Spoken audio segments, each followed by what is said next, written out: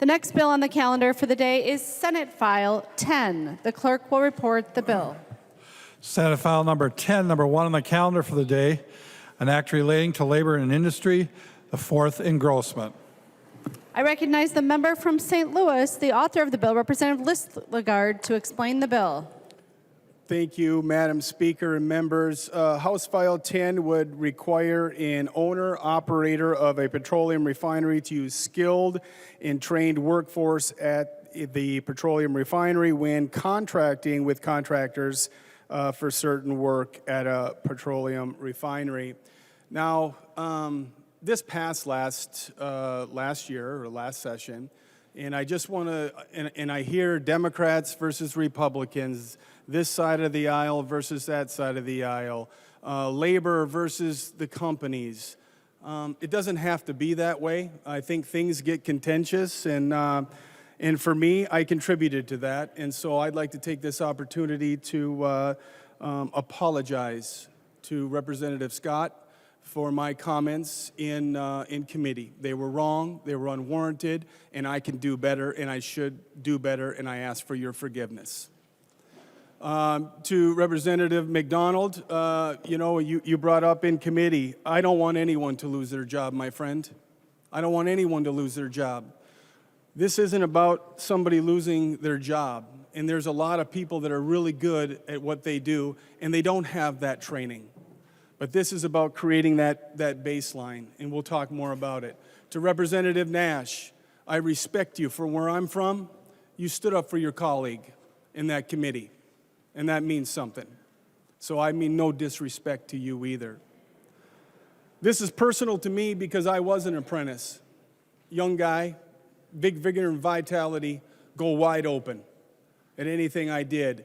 But it was having somebody to have that oversight over me, to shepherd me, to teach me, going to school, going to class, learning about lockout, tagout, confined space, fall protection, all of these things that you don't know what you don't know.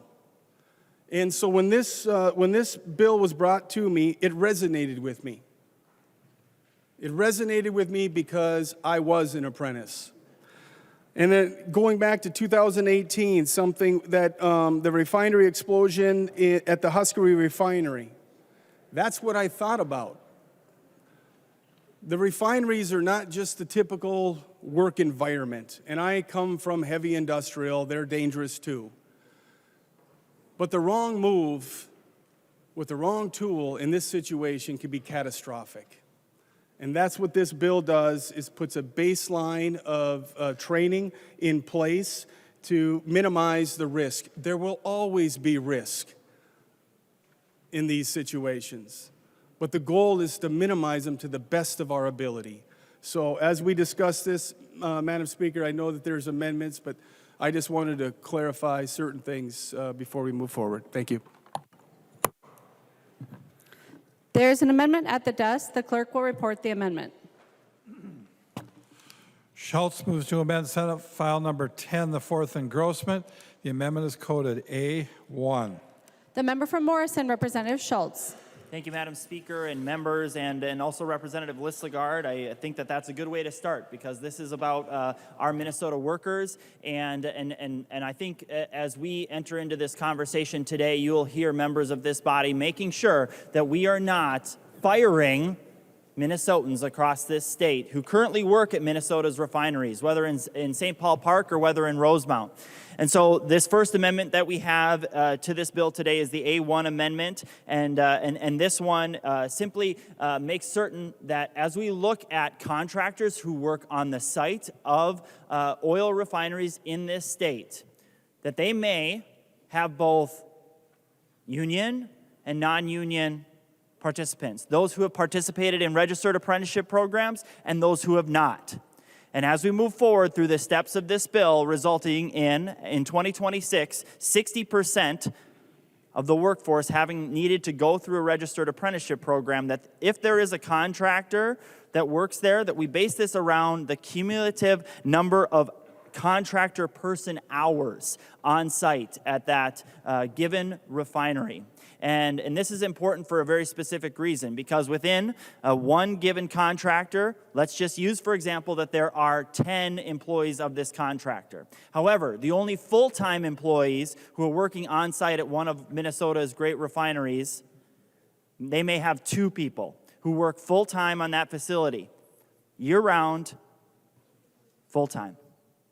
However, their hours will accumulate more, and then during times where there's scheduled maintenance at this facility, 8 other members of the same contractor might be on site, but those folks haven't necessarily been through either a registered apprenticeship program, part of a union, that sort of thing. And so this provides some guidance to allow for that contractor who employs 2 full-time people to still be able to do work at one of Minnesota's oil refineries. That is the A1 amendment, and I encourage support of this amendment.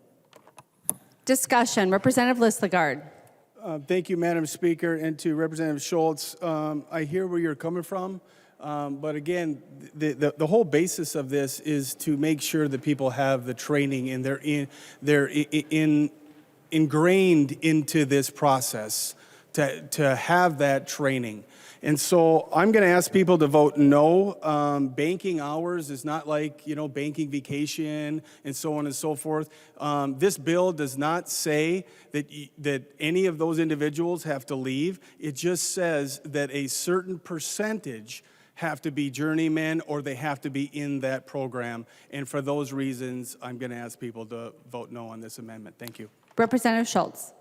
Thank you, Madam Speaker. I ask for a roll call on this amendment. Representative Schultz requests a roll call. Seeing 15 hands, there will be a roll call. Further discussion. Representative Schultz.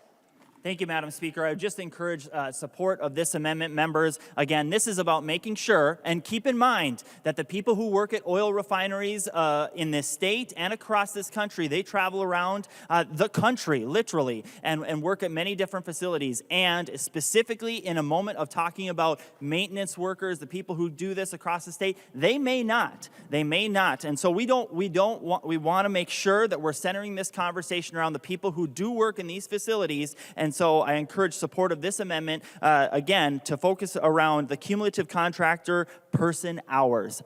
Vote green, members. Thank you. The clerk will take the roll on the amendment.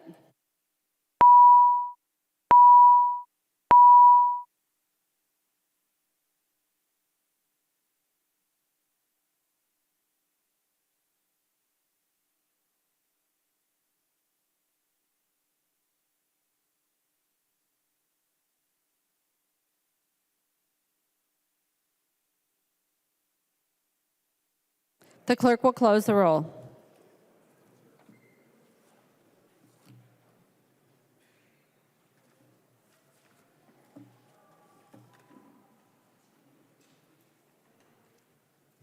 There being 60 ayes and 69 nays, the motion does not prevail. The amendment is not adopted. There's an amendment at the desk. The clerk will report the amendment. Schultz moves to amend Senate File Number 10, the fourth engrossment. The amendment is coded A2. The member from Morrison, Representative Schultz. Thank you, Madam Speaker and members. This bill particular works on the language that I have grave concern over in this bill that goes after and in particular talks about the definitions around skilled and trained workforce. So our purpose here, members, is to talk about workers of this state who have worked in refineries here in Minnesota and have at least 1 year of experience working in the applicable trade at a Minnesota petroleum refinery, and that they have completed the training required of them. Again, this is centered around safety. And so today, members, as we talk about this bill, the premise of this bill should be worker safety, should be safety in our communities. And so this particular amendment will provide for that space for us, thinking about the people who have already worked on the refinery or either of the 2 refineries, and they have completed their safety programs. And I encourage support of this amendment. Representative Listlegard. Thank you, Madam Speaker, and to Representative Schultz. Once again, I appreciate you bringing it forward, but there is a difference when we talk about training. So as you go to all these different sites, you have to go to the guard shack or you have to go there, and it's called site-specific training. And it's specific to each individual site, but it does not get into the day-to-day and some of the challenges like access and egress and all the different parts of the job. And that is what the training does. I would just like to read you what an apprentice has to go through in the state of Minnesota for some of these hours to be licensed at the end. A Boilermaker, 6,000 to 8,000 hours. Plumber, 8,500 to 10,000 hours. Pipe fitter, 7,750 to 10,000. Millwright, 7,000. Ironworker, 6,000. Electrician, 8,000. Instrument tech, 6,000. Operator, 4,000 to 6,000 hours. That is what this training does. It's over a period of time, both in class and on the job training. And this is just the bare minimum that we want installed in this bill. That's what it does. And so for us to say 1 year plus site specific isn't what the bill is meant to do, and it weakens it. So for that reason, I would ask for a no vote. Thank you. Representative Schultz. Thank you, Madam Speaker, and I ask for a roll call on this amendment. Representative Schultz requests a roll call. Seeing 15 hands, there will be a roll call. Representative Schultz. Thank you, Madam Speaker, and Representative Listlegard, especially using your experience and what the experience was for you in large industrial industries in northern Minnesota. I'm frankly a little bit surprised that this amendment isn't one that meets your favor because, members, this is about protecting the people who already have experience on the job doing this work and keeping people safe. This doesn't include people who have had safety violations. This includes the people who have kept our community safe. And by the way, we haven't seen examples of safety concerns in this state on our oil refineries that suggest that there are people that need to be removed from the job site. So Representative Listlegard, would you yield to a question? He will yield. Representative Schultz. Thank you, Madam Speaker. Representative Listlegard, did you work with any individuals in your past work in an iron mine in northern Minnesota that didn't have a registered apprenticeship certification? Representative Listlegard. Well, thank you, Madam Speaker. Why, yes, I did, but we're not talking about the employees that work directly for the company. We're talking about contractors that come from the outside and work specifically for that. So this bill has nothing to do with the individuals that work for the refineries. This is only for the contractors that come onto the site. Representative Schultz. Thank you, Madam Speaker, and Representative Listlegard. It's my understanding that you have a large deal of experience working with a contractor in northern Minnesota who works in iron mines. Representative Schultz, please confine your remarks to the legislation and not to any individual person or their circumstances. Representative Schultz. Thank you, Madam Speaker. The reason that this is pertinent, members, is there are plenty of people who go to work in large industrial spaces across this state, and specifically ones who are contractors but work on a daily basis, month in and month out, in industrial facilities. And so, Madam Speaker and members, that's why this amendment is exceptionally pertinent. Because there are people, if we do not adopt this amendment, Madam Speaker, that will be put out of work. That's the premise to this amendment. It's to protect the people who have done the work on the site in the specific areas that might be very dangerous. They're highly skilled, highly trained, and this specifically says that they need to be in line with the safety standards to keep people safe. This is a simple amendment, members, that we should be adopting for one very basic reason. It's the people who know how to do the job and they finished their safety training. That's what this amendment does, and I encourage a green vote. The clerk will take the roll on the amendment.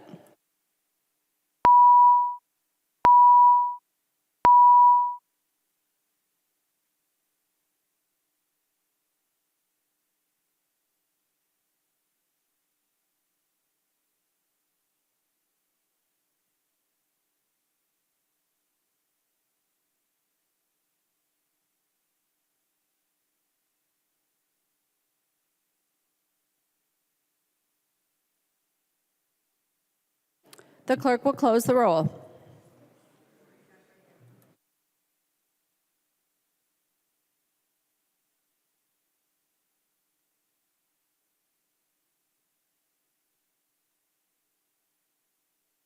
There being 60 ayes and 69 nays, the motion does not prevail. The amendment is not adopted.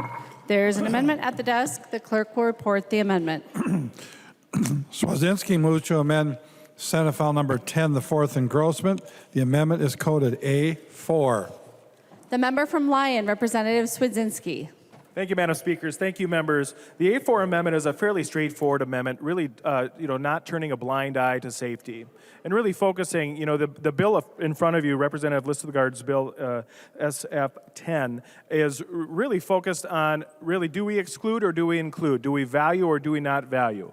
I think every single member in this body appreciates both union shops and also merit-based shops. And one of our focuses need to be is, do we treat these groups or these workers or these contractors in an equal manner? And I believe under this bill, Representative Listgard's bill will exclude if there is a situation where safety has been breached by a contractor that may be focused on a merit-based system within their business as they choose, that they would be eliminated from the possibility of working. And if this bill is focused, it is your true foundation that we want to protect workers, and we want to protect the facilities, and we want to protect the people that are foundationally at the heart of the facilities that rely so important to our state, that we will treat both sides equally.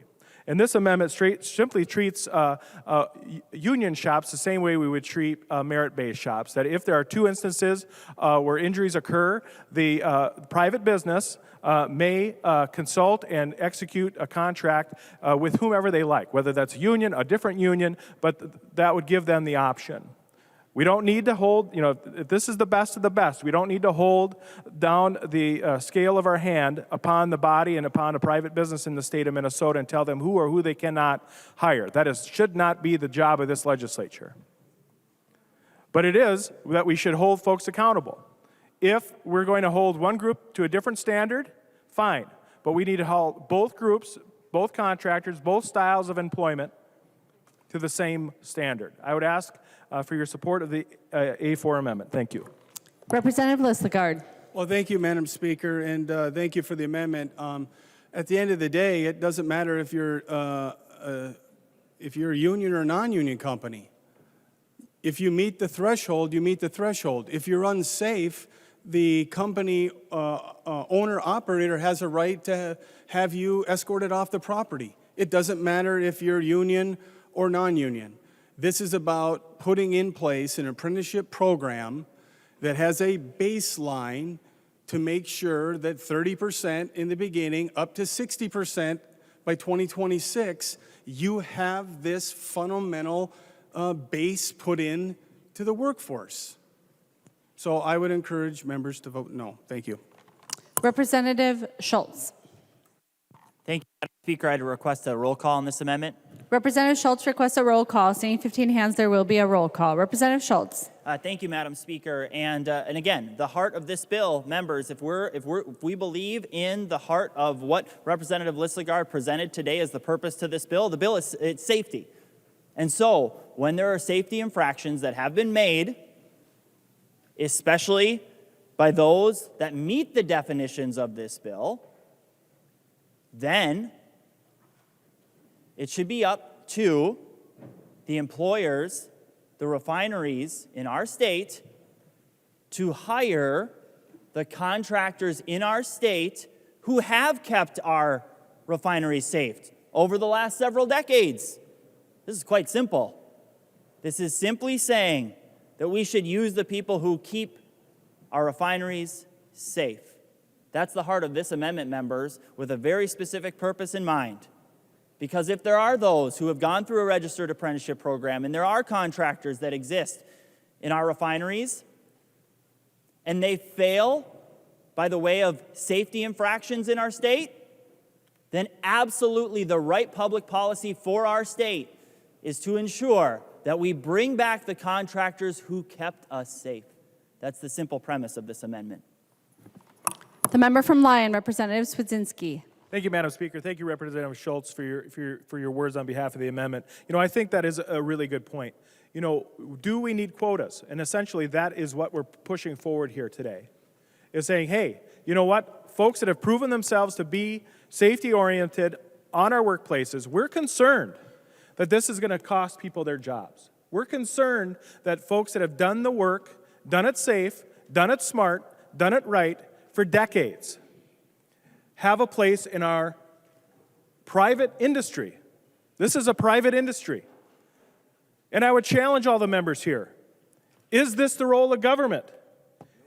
Is it the role of government to say, you know what, this is who we like, this is who we don't like? Your private business, we're going to tell you what to do. We're going to tell you whatever that might be. Do we want to keep people safe?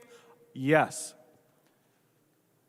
We have an opportunity just to put some minor rails to allow a private business to do what's best for them, to do what's best for the people that they've partnered with for a decade and a decade and a decade again. Vote green. The clerk will take the roll on the amendment.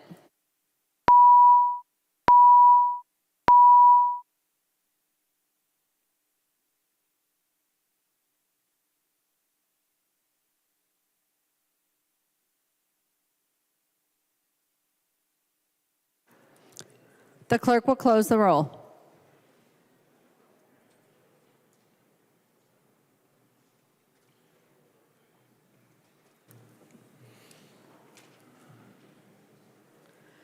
There being 59 ayes and 70 nays, the motion does not prevail. The amendment is not adopted. There is an amendment at the desk. The clerk will report the amendment.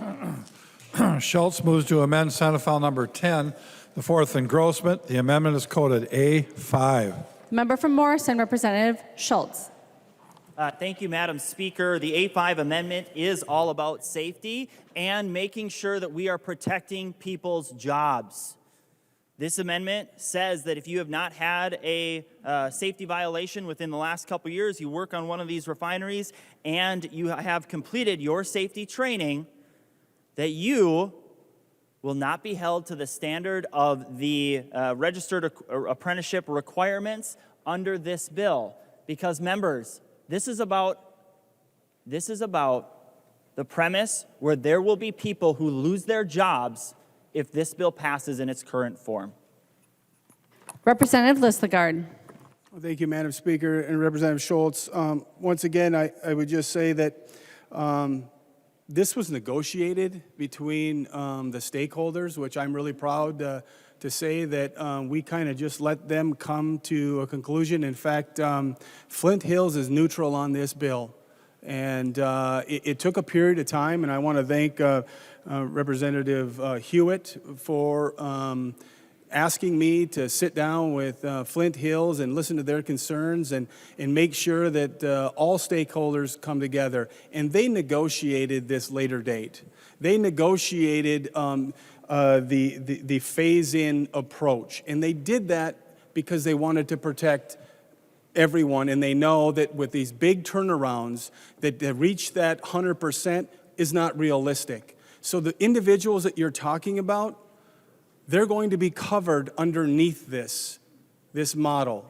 40% of the people working on site at any one given time do not have to be a part of this program. 40%. To me, that is a wonderful compromise that if we were truly trying to shove everything down their throat, we would have just said it has to be 100%. We didn't do that. None of the stakeholders did that. You're right, we do have, the body has the ability to pass this stuff. But we took a pragmatic approach and they negotiated, and I'm going to stand by that negotiation, and I'm going to ask people to vote no on that amendment. Thank you. Representative Schultz.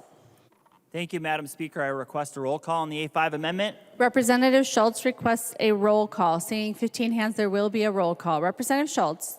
Thank you, Madam Speaker. Representative Listagard, I do realize that there has been a lot of negotiation that has taken place on this bill, but let's keep in mind that the members here in this body, the ultimate stakeholder is the people of Minnesota. It's the people who go to work on this facility too. And these facilities, these two facilities in Minnesota, these two oil refineries, which we are blessed, by the way, members, blessed to have in our state. And we want a competitive environment that employs great, hardworking Minnesotans that wear hard hats and are blue-collar men and women in our state. We want them here. We want them here. I'm proud to represent many in my own district. But Representative Lislegard, this is an exceedingly well-crafted amendment to protect the workers who work there today. And the current language of this bill, Representative Lislegard, and to the body, Madam Speaker, would result in people losing their job. Plain and simple. Whether it's 60%, 45%, 30% over these next few years, it does not matter. There will be people who lose their job if we do not adopt this amendment. Representative Lislegard, I'm a supporter of registered apprenticeship programs. I am a supporter of registered apprenticeship programs. But members, there is no reason that this body needs to go about firing Minnesotans and telling them that despite their decades worth of work on Minnesota's refineries, that we should somehow fire them, send them home, and to a different state. I appreciate the hard hat wearing workers of this state. And when they have spent years upon years, decades upon decades for some, but somehow 30 years ago may not have had a registered apprenticeship program, and they work as a contractor, that somehow they should lose their job, and somehow they're going to need to move to another state. That's wrong, members. We should vote for this amendment. Vote green. Members, yes, a negotiated deal between the labor unions and between our two oil refineries is on the table. But Representative Lislegard, we can work together and make sure that we are protecting the very workers today. Future standards? Great.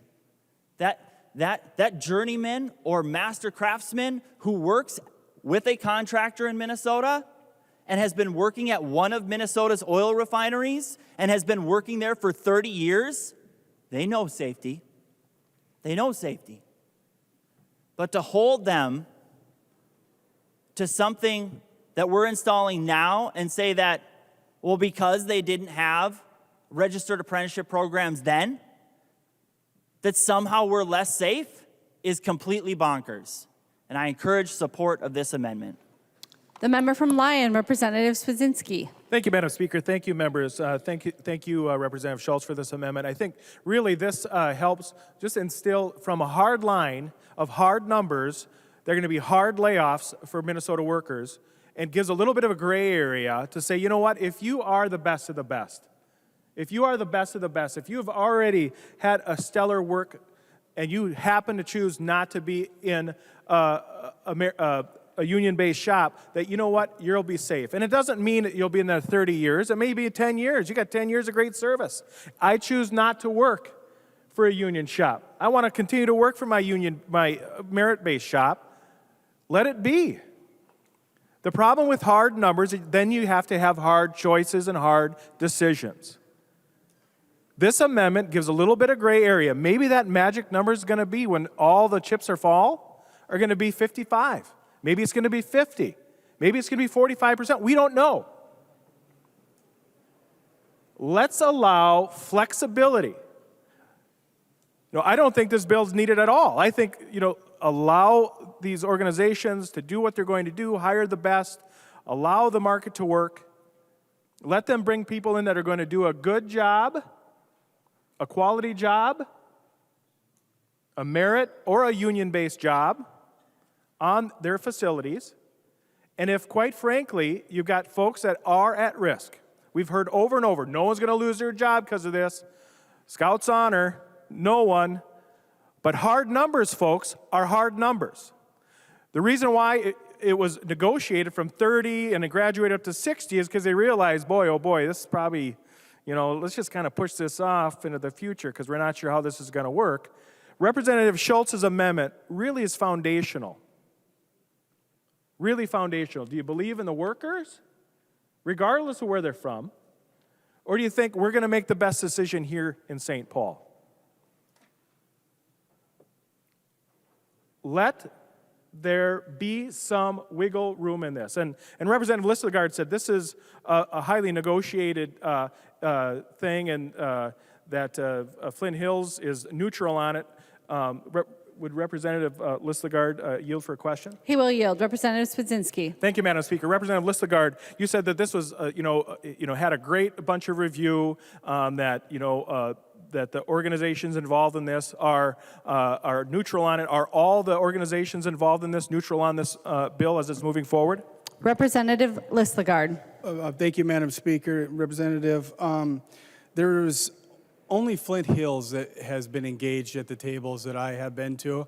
I do believe the other one, which you know who they are. I'm not going to name them on the floor. They didn't want to engage like the other one. I believe that they really thought that we would not have the trifecta. And then when the trifecta happened, Flint Hills really came to the table saying that this is going to move forward, and then how can we collectively work with all the stakeholders to move this forward in a manner that is that's going to be workable for both sides. And they did do that. I would like to remind you, though, that there are non-union shops that have apprenticeship programs. That's all we're asking. It's not union versus non-union. Just start an apprenticeship program.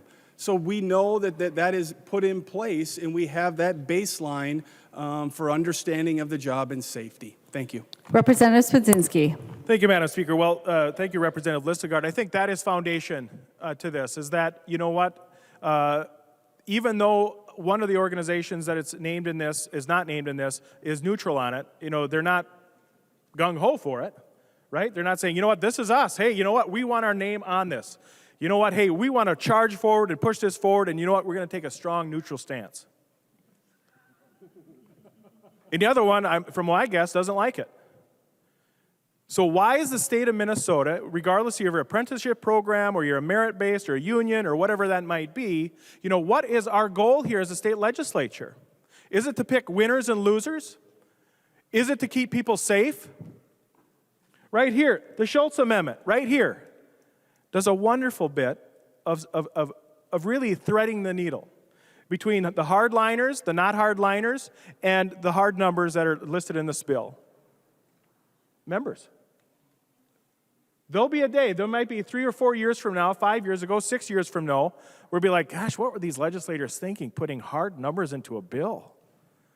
I sure wish, they would have just thought a little bit of ahead and said, let's put a little gray area into this so that, if this legislature isn't all-knowing, isn't all doing and all understanding when it comes to worker safety and the ability to procure the employers that we need in our, quite frankly, one of the most foundational industries in our state. While we can't all be slave labor getting cobalt and lithium out of the mines in third world countries, these are the places that really, honest to God, make our economy go. And we're going to say, you know what? We can't accept Representative Franzen's amendment to protect even the lowliest of workers across the world. And here we're doing a hyper protection. We're going to say, we know exactly how many workers you're going to have on the work site. In 10 years, they're going to qualify to whatever this legislature happened to have before us today. Protect the individual workers who are doing a darn good job with the Schultz Amendment. Thank you, Representative Schultz. Representative Schultz. Thank you, Madam Speaker and members. On this amendment, this is about making sure that you are not firing Minnesotans from their job that they work in today. Ultimately, the premise of this amendment is exactly that, in addition to workplace safety. Members, today we are joined by many in the building construction trades in the gallery today.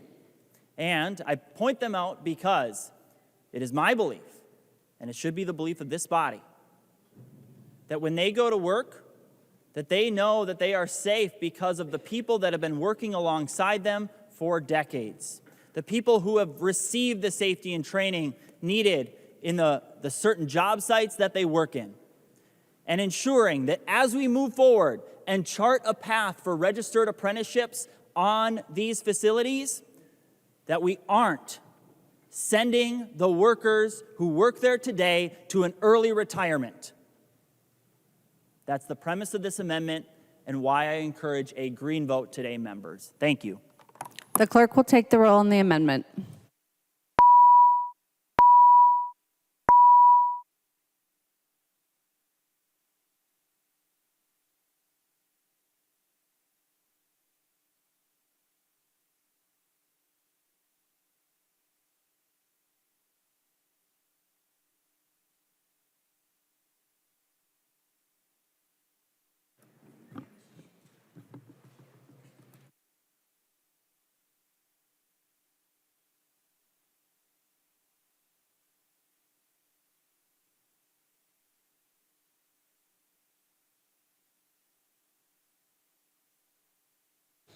The clerk will close the roll.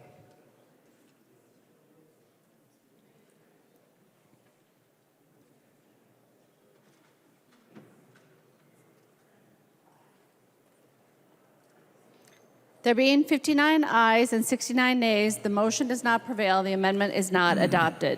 There are no further amendments at the desk. The clerk will give the bill its third reading. Third reading, Senate File Number 10. Third reading. Discussion to the bill. The member from Anoka, Representative Scott. Thank you, Madam Speaker. And Representative Liz Lagarde, thank you for your kind words. Apology accepted. Thank you for that. I do want to pose the same question to you that I posed in Ways and Means that morning a week or two ago, and that was, what problem are we trying to fix here? And I asked if you had any data on workplace accidents and stuff, and I haven't seen anything passed out today on the House floor. And so I'm wondering if you could just respond to that, if he would yield, Madam He Speaker. will yield. Representative Liz Lagarde. Thank you, Madam Speaker, and Representative Scott. The data that I have and that I went to, and I did it, and so I had help with research, and they came up with some stuff. A study in 2022 by the Washington Department of Labor concluded that workers who went through an apprenticeship training had 31% fewer worker compensation claims than those who had not. And then regarding Marathon, I believe, hang on one second, page 18.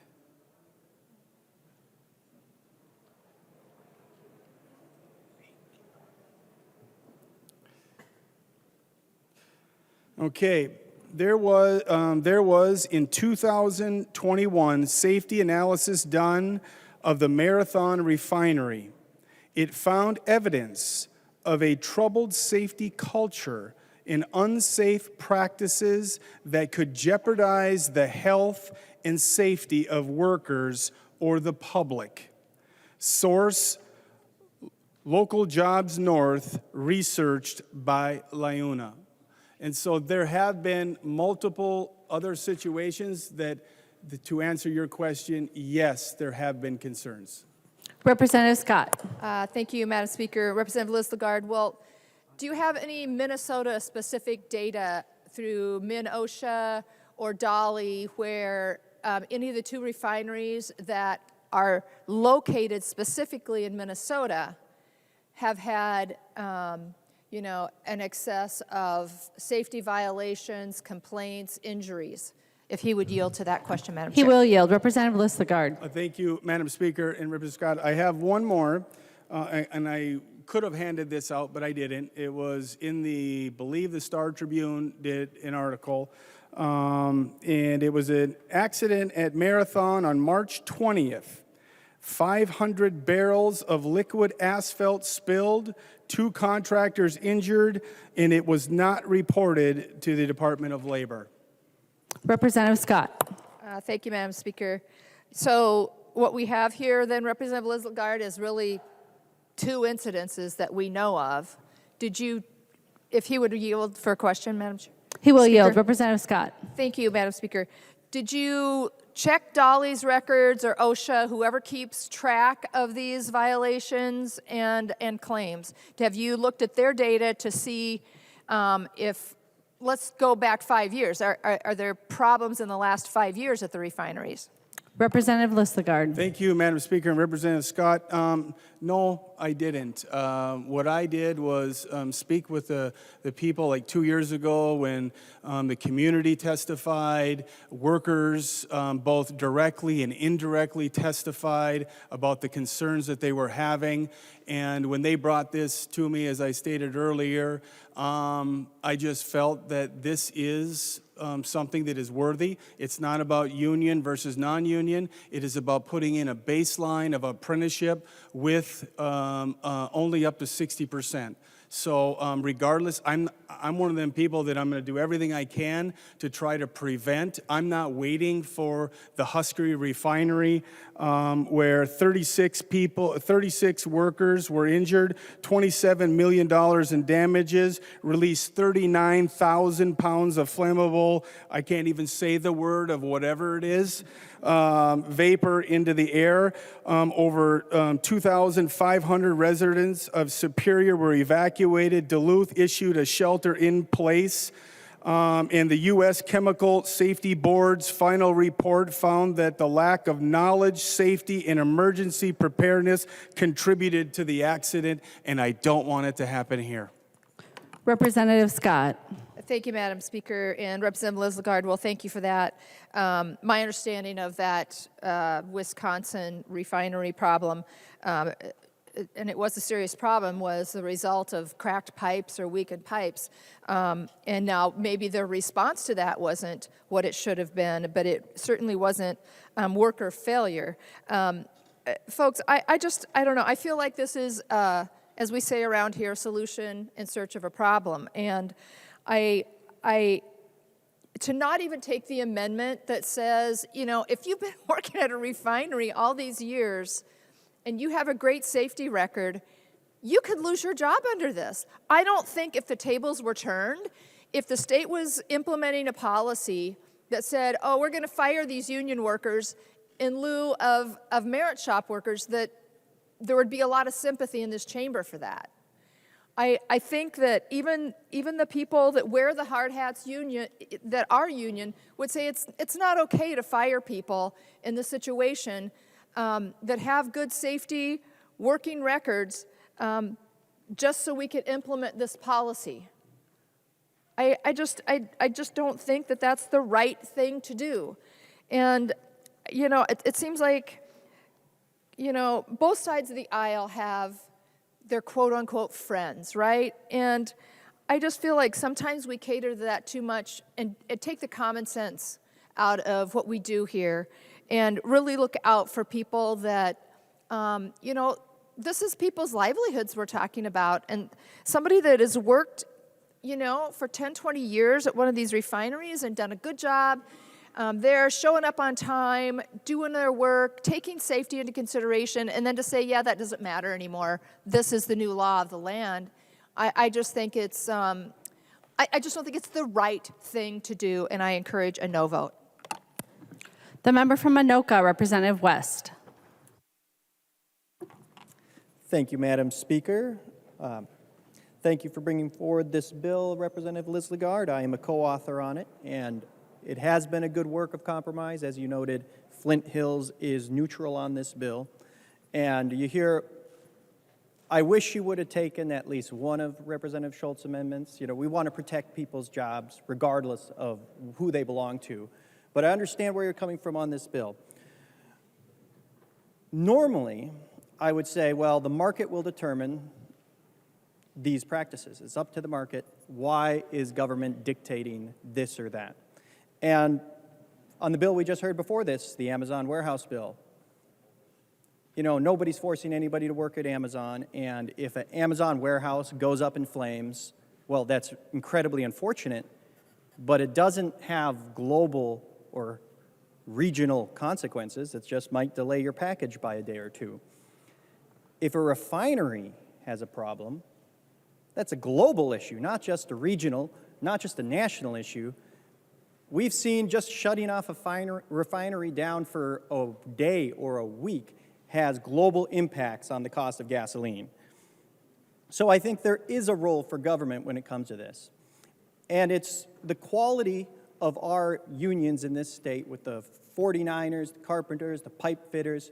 They've demonstrated impeccable quality in their craftsmanship and their dedication to safety. So I think, well, normally, in a normal situation with something that's not of critical importance, well, let's let the market decide. But when it's critical infrastructure, in the same way it should be a felony to chain yourself to a pipeline, we have different standards when it comes to critical infrastructure.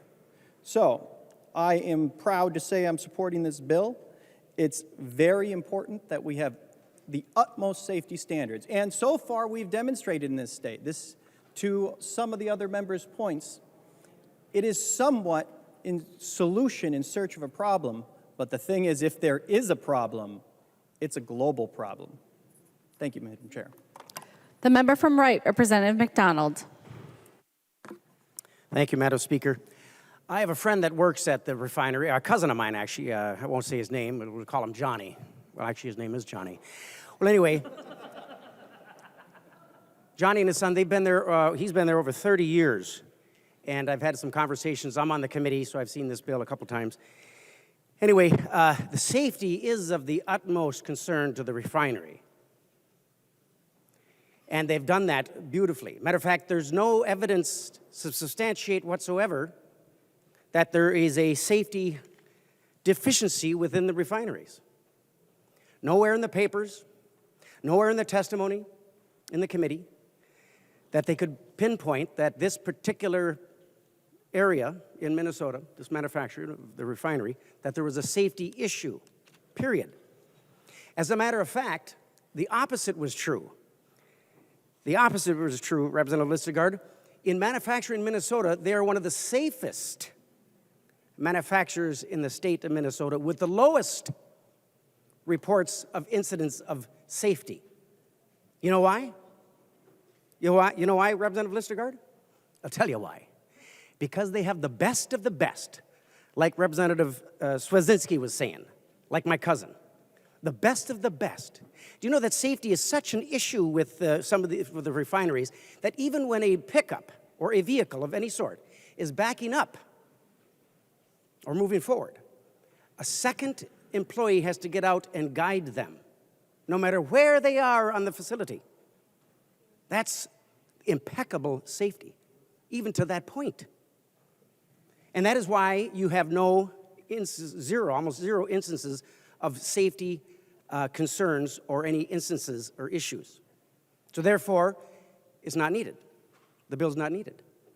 However, Representative Listegard, some merits of your bill is important. The apprentice program and the unions that practice safety on pipe fitting and electricians, they do a wonderful job. My son's an apprentice plumber.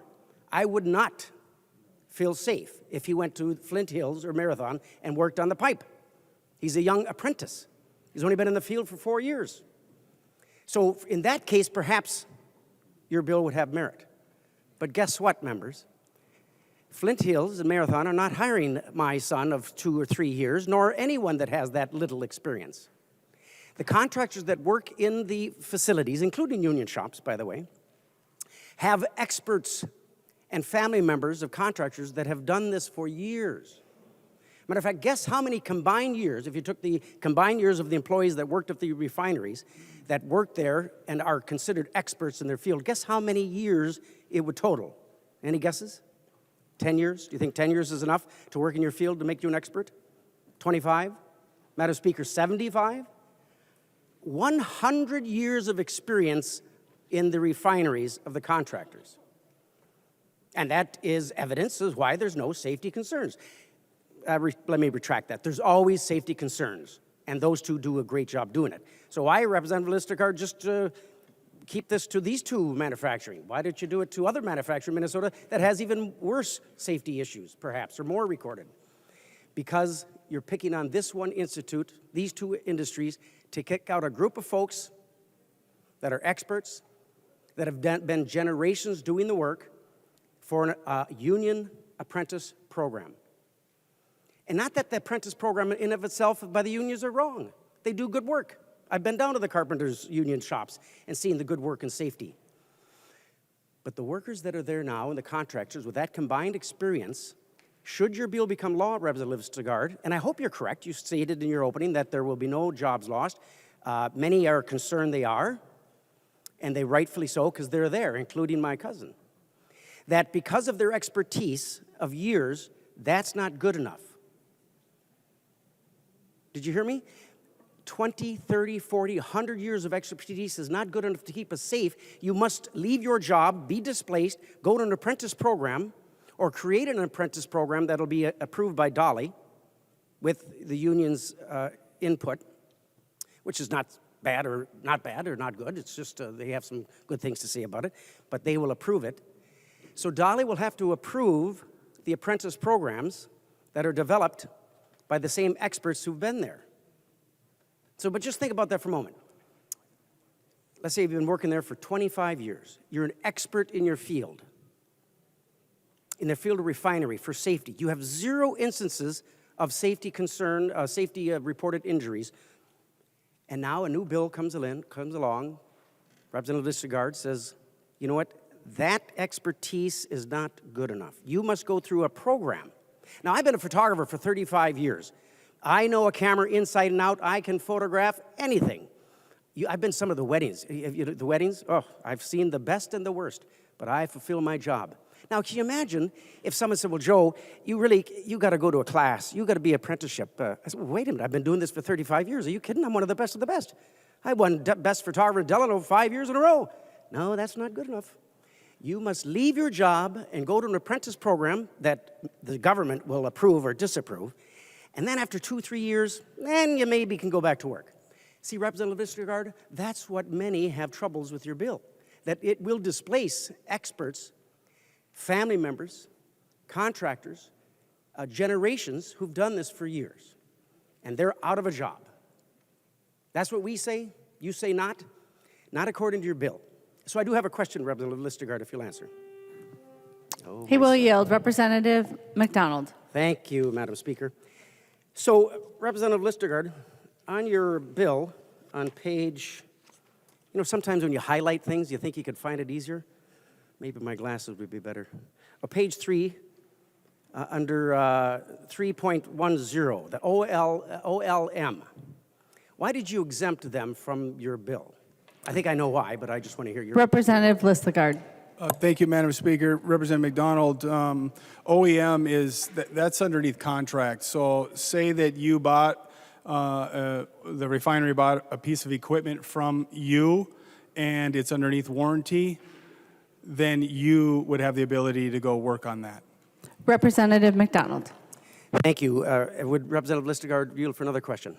He will. Representative McDonald. Representative Lislegard, would you agree with the statement that those manufacturers who manufacture the equipment that they put in the refinery are experts with that piece of equipment? Representative Lislegard. If I am understanding your question right, you're talking about like a pump or I don't know what piece of equipment you're talking about, so it's hard for me to say. But if an individual, the manufacturer themselves, not a sales rep, right? So Dave goes to the refinery to sell a pump. I'm not an expert in the pump. I may be able to talk about it, but I'm not an expert. The technician back at the manufacturing plant would be the individual that they would send here because he is an expert at that facility. And it's underneath warranty, so they're gonna have to follow all the safety protocols, probably have somebody watch over them while they're there to make them repairs. But it is specific to pieces of equipment that have warranty. Representative McDonald. Thank you, Madam Speaker. Representative Lislegard, thank you so much. It was exactly the answer I wanted to have you hear because then I could make my point. It's usually how this works on the House floor. In your bill, the OLM, of course, we're not experts on this. You said you're not an expert, and I certainly am not an expert on this. Means original equipment manufacturer and refers to the organizations that manufacture or fabricate equipment for the sale directly to the purchaser or other resellers. So they are experts in their field. Perhaps that person that manufactured that is an expert just for a year or two while they manufacture that piece of equipment. But those who work on the refinery, that's the point I'm trying to make, members. I already know how the bill will go, I suppose. They're the experts in their field, and your bill will displace them and say you're not good enough, you don't have enough experience, you have to go to an apprentice program. Which again, apprentice programs aren't a bad thing. They're good for those new employees, new workers that maybe aren't experts in their field. But yours will certainly displace the contractors, the family members that have worked for generations at these facilities. And that's the bottom line. And that's why, Representative Listergaard, many can't support your bill because of that. We're already experiencing worker shortages, Madam Speaker. I'm sure you're aware. And furthermore, if one of the refineries calls up a shop and says, hey, we need 200 or 300 pipe fitters. And the shop will say, well, we only have 150. Well, but we need 250. Well, there's a lack of workers. Then where do they go? They go to the contractors who have been working in these facilities for generations. Under your bill, that would not be allowed to happen. And furthermore, then that could be very dangerous as far as safety goes. And if your bill is under safety, it could do the very opposite. So I hope I made my point, members. I think I know how your side's going to vote. I hope I convinced a couple over here on this side, because for your bill to displace a group of folks that are members of family of generations with 100 years of experience and say that's not good enough, you must go to an apprentice program, and then we'll come back and work, and we'll fill your shoes with someone else that is a union shop, that just is not fair and equitable. And for there, I will oppose your bill, unfortunately, Representative Listergaard. The member from Dakota, Representative Hansen. Thank you, Madam Speaker, and I'd ask for a yes vote on the bill. I want to start off by thanking Representative Listergaard for his dedication and tireless, effective work on this. I also want to thank former Senator Carla Bigham for her years of work on this. You know, most of the discussion today has been talking about the workers or management. I want to talk a little bit about community and common ground. So wherever I knock in my district, whether it is St. Paul Park, Newport, Cottage Grove, South St. Paul, or Invergrove, whether people are workers at the plant or not, I was asked about worker safety at the plant. Safety. Skilled and trained workforce. I was asked about it when I was on the picket line at 6 o'clock in the morning in January. It's kind of cold, but why were folks there? Safety, concern about the workforce. I remember knocking on a door in St. Paul Park, and you'd finished the conversation. I was coming off the stairs, and somebody said, hey, one more thing. What about the worker safety? What about that refinery safety bill? Is that going to pass? And I said, it will. It will. Because I hope there's bipartisan support for this. Because it didn't matter in my district whether they were Republicans or Democrats. It didn't matter where in the district. Those plants are always a presence. They're always a presence. And whether people work there or not, they're always the neighbors. And they care about the people who work there because having skilled and trained workforce working there is safety for the neighbors as well. So I'd ask for your support. The member from Dakota, Representative Berg. Thank you, Madam Speaker. I just want to make a couple of points building off of Representative Hansen's remarks. I too was on the picket line on the coldest night of the year, about 2 a.m., brought them piping hot venison chili. And I had the honor to walk with them, I would say, from about 2 a.m. to 6 a.m. And listen to their stories. I know Representative Schultz was there. I appreciate that as well. That facility is located in a neighborhood. I believe there are 2 schools nearby. So we're talking about a volatile, possibly volatile facility in the middle of a neighborhood with 2 schools in its footprint.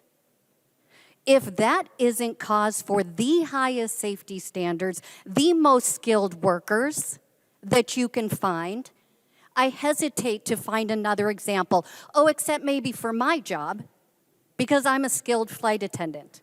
I know that that's kind of cute, but honestly, I've been a flight attendant for 20 years. I happen to be a union flight attendant. We're owned by Delta. They're not union, but we're all highly skilled workers because I can take care of you if something goes horribly wrong. I know how to use every tool on that plane. I know how to mitigate the damage to the fuselage should that happen. I train flight attendants for the hands-on training once they're on the aircraft, and if they're not satisfactory, I don't sign them off. And I want to tell you, this bill is extremely fair because I promise you, you do not want to be on that 40% of the airplanes that does not have a skilled flight attendant. Please vote yes, members. The member from Morrison, Representative Schultz. Thank you, Madam Speaker and members. I think that this has been a spirited debate, and I hope that you know that we care about safety and making sure that Minnesotans who have done the work at these oil refineries for decades, that we recognize their work, that we're grateful for their work, that we are grateful to have these two facilities employing hundreds and hundreds and thousands of Minnesotans in our state and not somewhere else. And we want a competitive business environment that benefits the community and the workers. To Representative Hansen's point, I'd also like to thank former Representative Keith Franke for his work in representing his community in South St. Paul and St. Paul Park and the role that he's played in this conversation over time.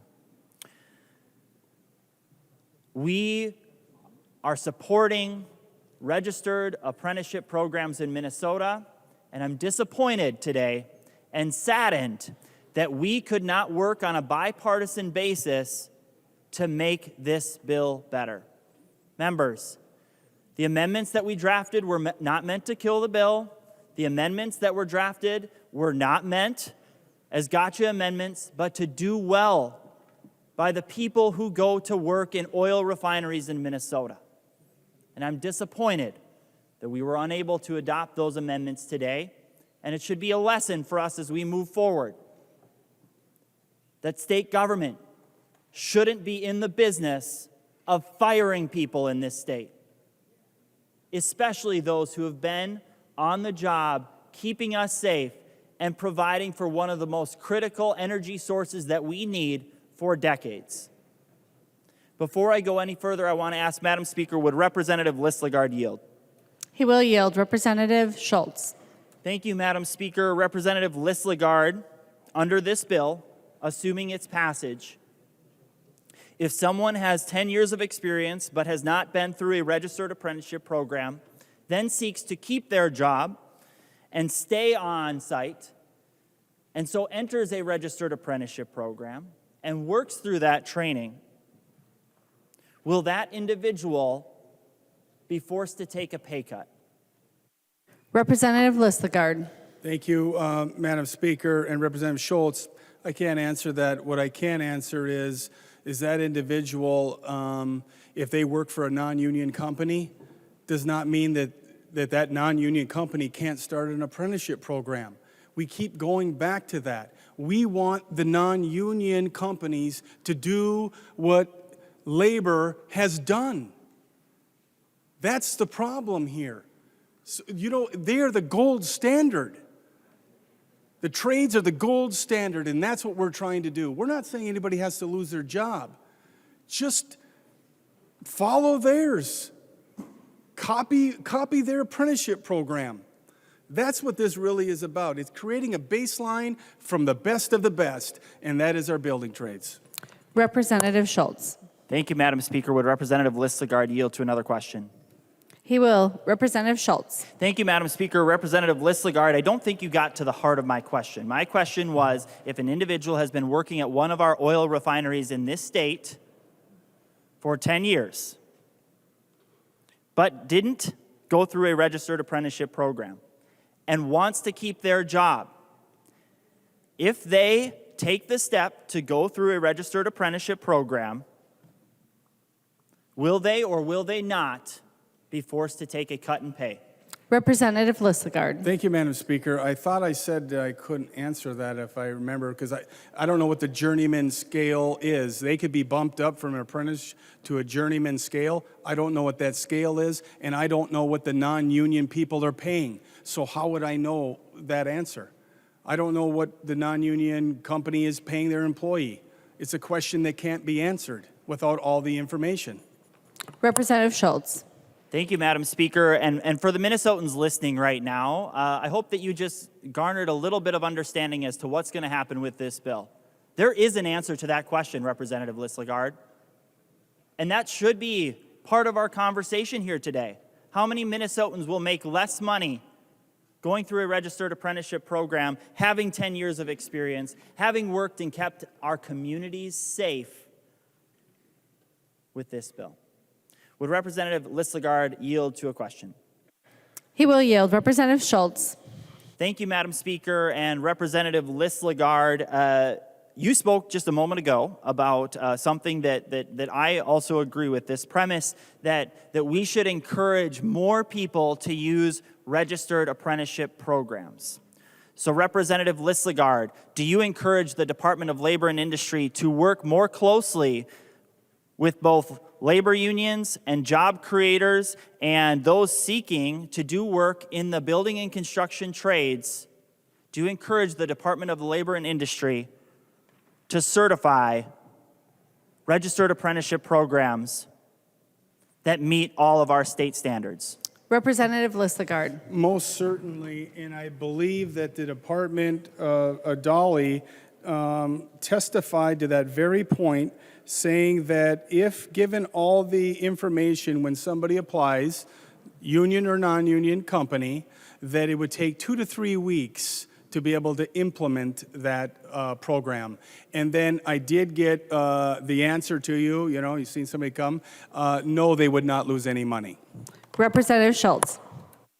Thank you, Madam Speaker. And Representative Listagard, I appreciate the answers to both of those questions in some regard. You will hear today throughout the remainder of the conversation on this bill and moving forward that there is great concern in this state where registered apprenticeship programs, those who seek to create registered apprenticeship programs, that they're being met with some uncertainty as it relates to how they engage with our Department of Labor and Industry. So it's great, Representative Listagard, to have you on the record as supporting additional registered apprenticeship programs in our state and ensuring that those are certified. So thank you, Representative Listagard, because that's the premise here, right? And so Representative Listagard, would you yield to another question? He will. Representative Schultz. Thank you, Madam Speaker and Representative Listagard. How many non-union or merit-based shop registered apprenticeship programs exist in this state today? Representative Listagard. Thank you, Madam Speaker. I just got the answer. 7 out of 57. Representative Schultz. Thank you, Madam Speaker and Representative Listagard. That's super helpful for this body, right? And so this is where I want to center our conversation as we land this plane.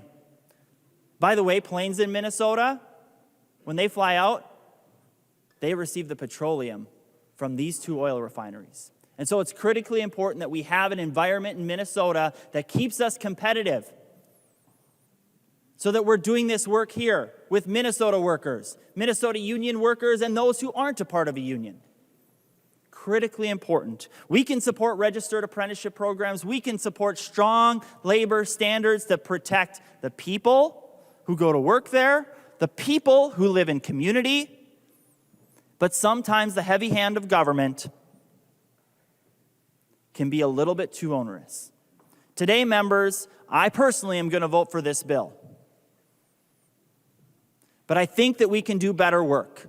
I think that we can do better work by the people who work in these facilities and make sure that there aren't people who are going to lose this job. So I encourage members of this body, when we have a bill like this, take the voices of all Minnesotans.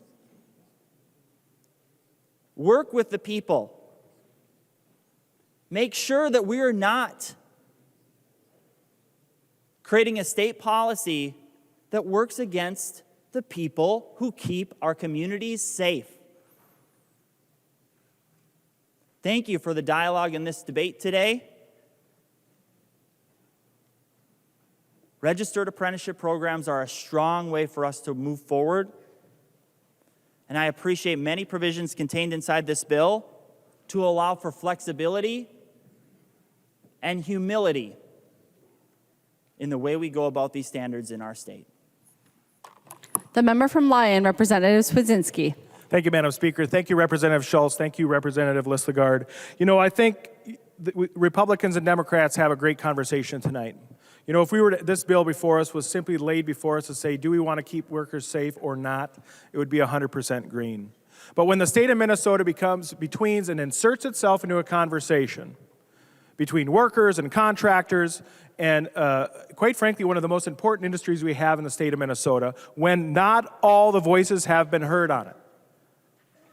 The best this bill could do is to get one of the two entities that are most important in the state of Minnesota when it comes to petroleum refining and get them to come to a strong neutral on this bill. You know, if this bill was sitting by itself in a perfect world, wouldn't that be perfect? But really what the state of Minnesota has done to this industry is said, you know what? In 30% by January 1st, 2024, 60% by January 1st, 2026. We want to make sure that you have an apprentice program to keep people safe at these refineries. But one of the things I think is most important that is missing from those dates is 2035. And members, I appreciate the fact, the folks that are watching this debate with their hard hats on. I want to thank you for your labor. I want to thank you for your work. But Republicans tried and failed not too many weeks ago to stop Governor Walz's unconstitutional rulemaking and enforcing California Clean Cars Initiative here in the state of Minnesota. Those 60% by 2026, those contractors, in 9 short years, you know what their job's going to be? Taking the switch and turning that industry off. Taking those valves and turning them down. And when you take a ride down 52 and you look to the right, you're going to see those lights in 9 short years after this bill is fully implemented, and those lights just may turn on because of Governor Walz. California Clean Cars Initiative is after your families, folks, at the end of the day. The DFL majority has shown itself to once again put the hand of its state government against the market working and saying, we're going to choose you, winner. We're going to make sure that you're a loser when it comes to what people want to drive here in the state of Minnesota. California Clean Car Initiatives, folks, is kind of what this bill is trying to make up for. Understanding, you know what? If you had a job and you got a great job working at one of the 2 great refineries here in the state of Minnesota, and you want to have an opportunity for your kid to maybe follow in your footsteps, with many of you do, in a few short years, this bill will be changed into a worker retraining program. Why don't you figure out something else to do? Minnesota doesn't want you. Republicans are going to stand strong for Minnesota jobs when it comes to everything, an all above energy approach. Not choosing winners and losers. Making sure that workers are safe.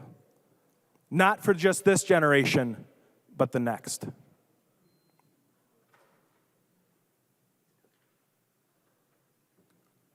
Representative Schultz and I had a few good amendments that I think would have improved this bill, saved you from yourselves, in a way.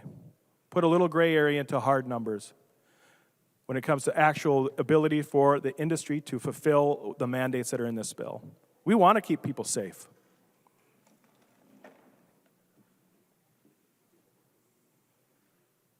I'm not going to support this bill. Vote no. The member from St. Louis, the author of the bill, Representative Listlegard. Thank you, Madam Speaker, and members, for the discussion today. I appreciate all the different viewpoints, but I think it is a win-win. We kept our word, and we got this. We're going to get this over the finish line for the people that we represent. It means a lot to them. It means a lot to the state of Minnesota, and Representative West said it. This is critical infrastructure, you know, and every employer wants to have trained employees.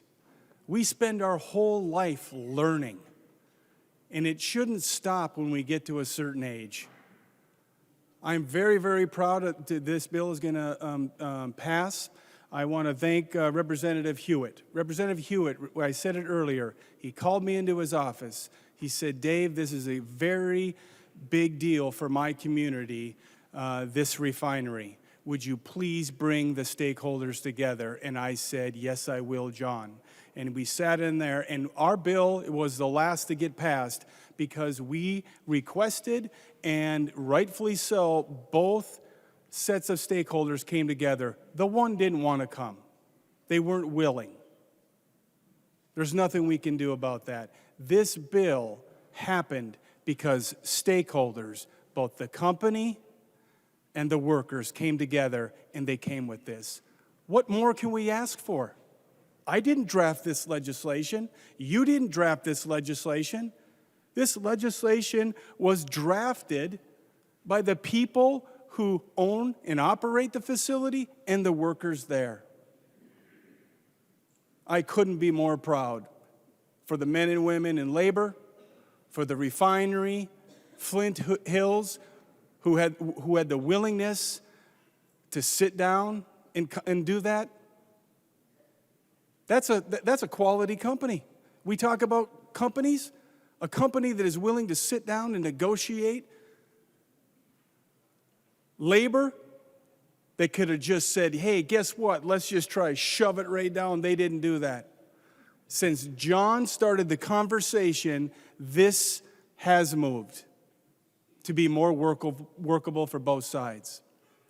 And I couldn't be more proud to stand here today, because this will become law. Vote green. The clerk will take the roll on the bill.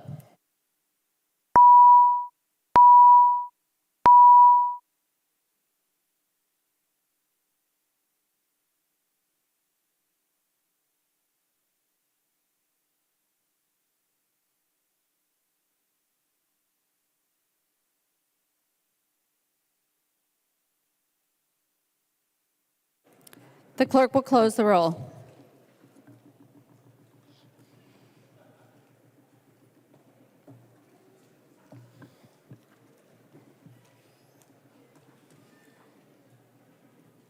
There being 83 ayes and 46 nays, the bill is passed and its title agreed to.